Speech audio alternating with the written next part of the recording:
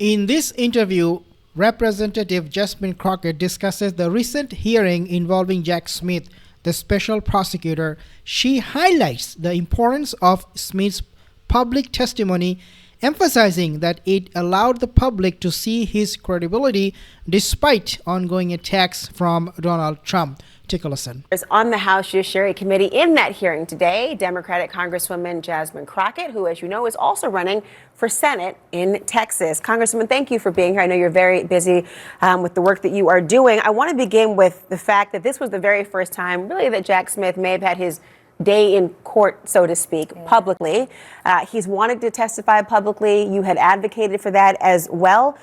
Do you think that his ability to do so today was a good thing? I do. I was receiving text messages as the hearing was going on from all kinds of people, other lawmakers, as well as just people back home that were watching. And so I think that it was an opportunity for America to see the credibility of the person who has really been put on trial when it comes to the public opinion, right? And that's been by the president.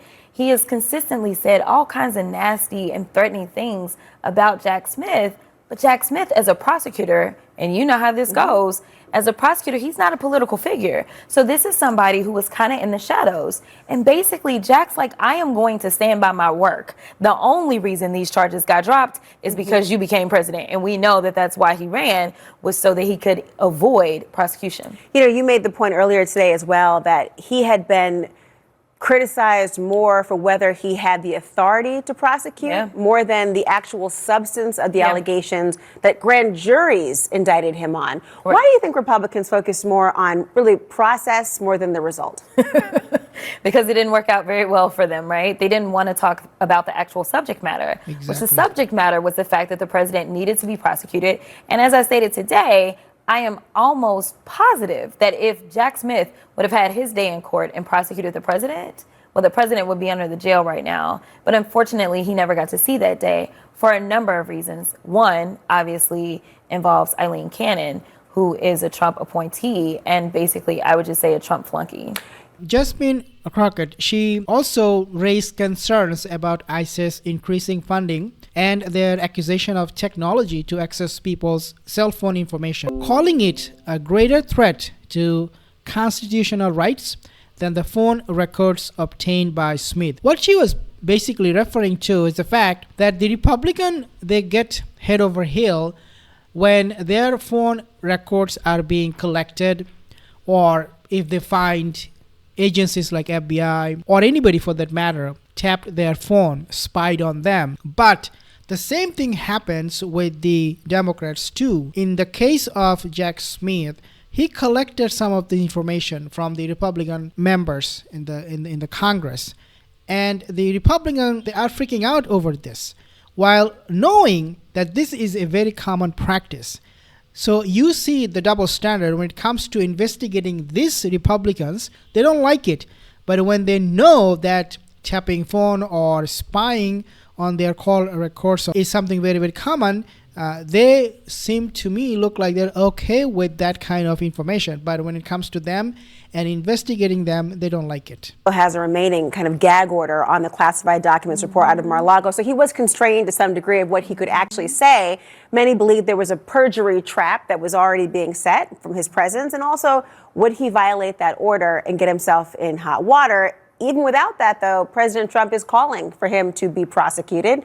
In a long line of people, he's already called to be prosecuted. Your reaction? Correct. Just like most of the other prosecutors that he's gone after, who are sound prosecutors that went after not the president, but they followed the evidence. And the evidence led them to this idea or the conclusion that the president is a criminal. And let me remind people, he is a 34-count convicted felon who was convicted by a jury of his peers.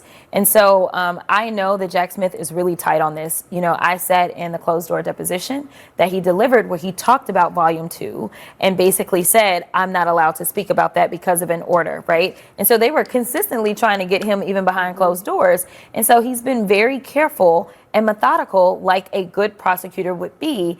And regardless of whether or not he respects Eileen Cannon as a judge or respects her lack of ability to process things in the way that we would expect of a jurist, he still respects the law. And that is the one thing that I want people to understand, is they were going after him and saying that this was nothing but a witch hunt and that it was weaponization.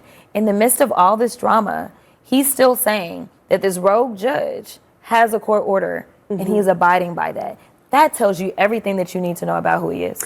And yet they were criticizing his career as a prosecutor. He went to great lengths at different points to make sure he was differentiated from the person, Jack Smith, and the role of his office and representing the Department of Justice. Obviously, prosecutors are fungible. It's the people versus an issue. But there was an issue that really got under the craw of Republicans like Jim Jordan, and that was the subpoenas for phone records. Now, these subpoenas did not actually get the substance of the phone calls. No one's wiretapping through it. It's actually quite common, but you get the fact that a call was made and the duration and the telephone numbers. But then there was also a point about confidential sourcing and the payment.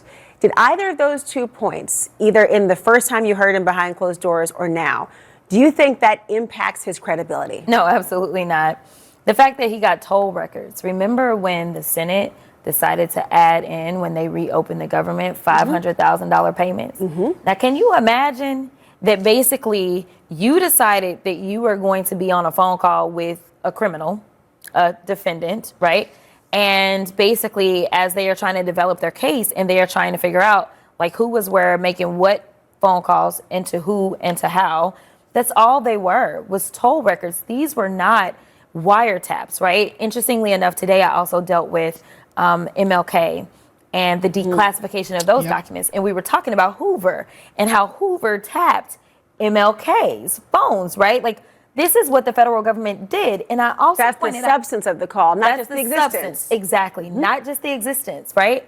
But we know that this federal government, as they said that, oh, this was a weaponization by this rogue DOJ under the Biden-Harris administration, which is very weird too, because, you know, Biden was coming in, but whole other issue. But nevertheless, and this was a special appointed prosecutor, right? But the idea that they have the audacity to make these arguments in a time in which ICE, of all organizations, has decided that they are going to spy on people.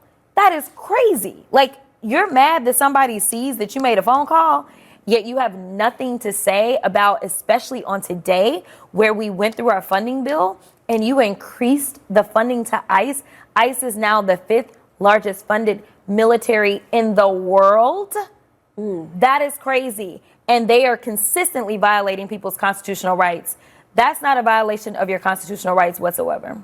They have problem tapping their own phone by agents. When it comes to somebody else doing it against them using the same technique of tapping phone or wiretapping, they make a big deal out of it. Subscribe for more videos.